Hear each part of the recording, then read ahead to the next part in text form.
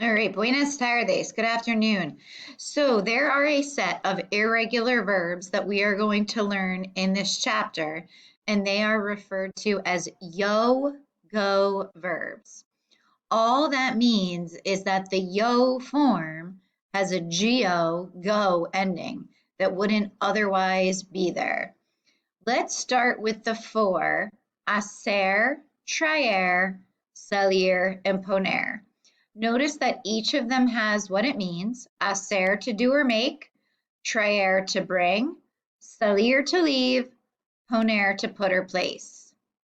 In the case of salir and poner, they are pretty standard in that you drop the ending and add go in the yo form. So yo salgo, I leave; yo pongo, I put or place. All the rest of the forms of those verbs are regular. In the case of hacer, you actually drop the cer and add go. Hago, I do or make. The rest of those forms are regular. In the case of traer, you drop the er, but you add igo for trigo, I bring. The rest of the forms are regular. In the case of tener and venir, venir, to come over; tener, to have, the yo forms are standard. You drop the ending and add go.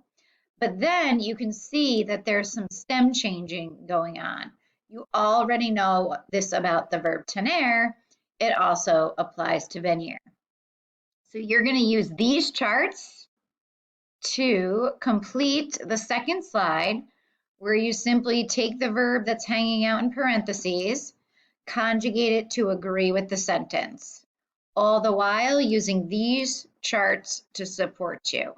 So these charts for these fill-ins. For example, I've got hacer in the ustedes form.